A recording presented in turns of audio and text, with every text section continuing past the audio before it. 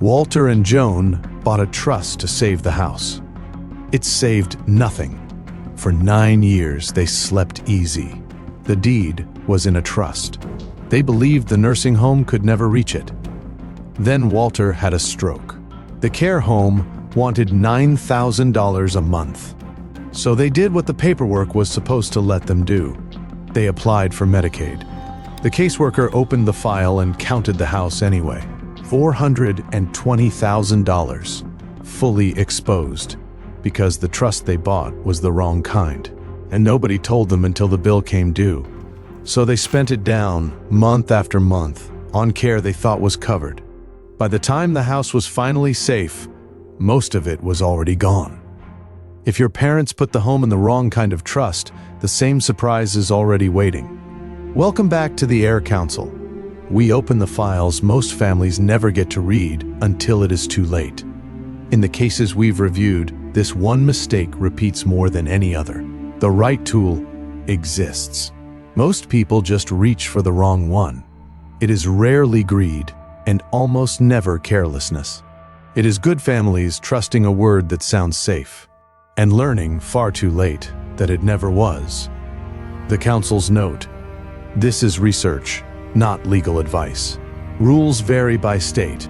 If your family has set up a trust to protect a home, drop your state in the comments. The Council is building a record.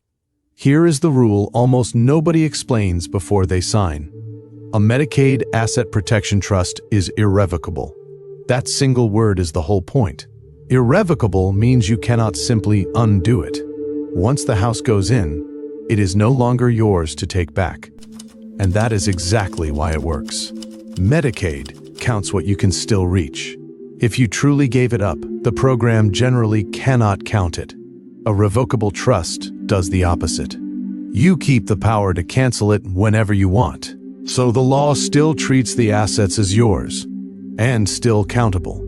That is the difference Walter never understood. Revocable felt safer. It protected nothing.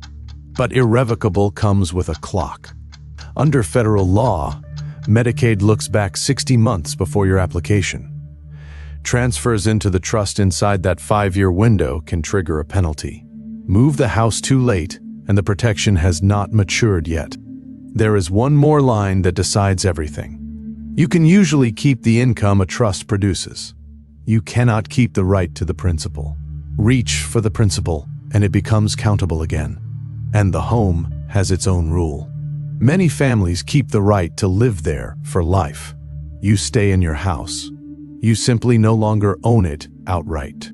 That trade, control for protection, is the whole bargain. So look at what really happened to Walter and Joan. Their trust was revocable. To Medicaid, the house was never protected for a single day. And here is the cruelty of the timing. Even the right trust would not have saved them in that moment. They set it up the same year he fell ill, deep inside the 5-year window.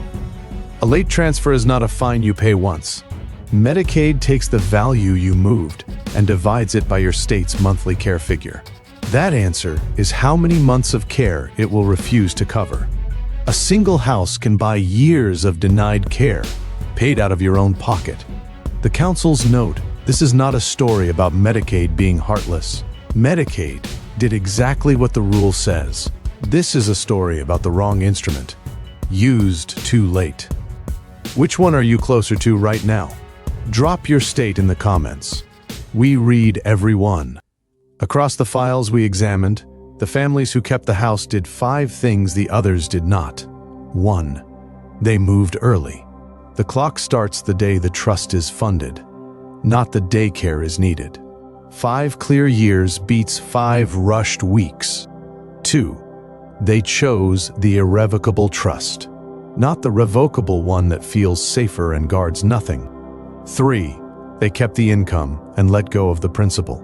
They drew the trust's earnings, but gave up the right to pull the assets back. 4. They actually funded it. A signed trust with the deed still in your own name is an empty box. The house has to be retitled into the trust account. We have watched families pay for the document, file it in a drawer, and never move the deed. On paper, protected. In truth, they owned the house the whole time. 5. They drafted for what comes after. A trust built to stay out of the probate estate can also dodge estate recovery. Built carelessly, it can lose the tax step-up your heirs depend on. By now, many families ask the obvious question: why not just give the house to the kids directly? Because an outright gift is the same trap, with a friendlier face. It starts the very same 5-year clock, and you lose all control to their divorce, their creditors, their mistakes. There is a quieter cost, too. A gift can strip the tax step-up your heirs would have inherited. They can owe capital gains on decades of growth the trust could have spared them. Now meet the Reyes family in Tucson. Same diagnosis, same kind of home, a different ending. 6 years before she ever needed care, Maria moved the house and her savings into an irrevocable trust. She kept the income. She let go of the rest. When the nursing home came, the 5-year clock had long since run out. The home was beyond Medicaid's reach. The house passed to her children. Roughly $500,000 stayed in the family. Walter lost the house to the wrong trust. Maria kept it with the right one, funded in time. Same rule. The instrument decided everything. Walter or Maria. Tell us which case is closer to your family.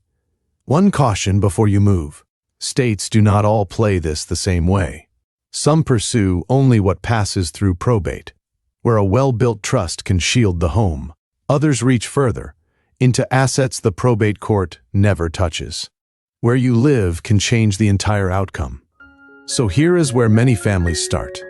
First, find out today whether your trust is revocable or irrevocable. One word changes whether it protects anything. Second, remember the clock runs from funding, not signing. On protection, the calendar is the whole game. Third, many families bring this to a certified elder law attorney before transferring a home.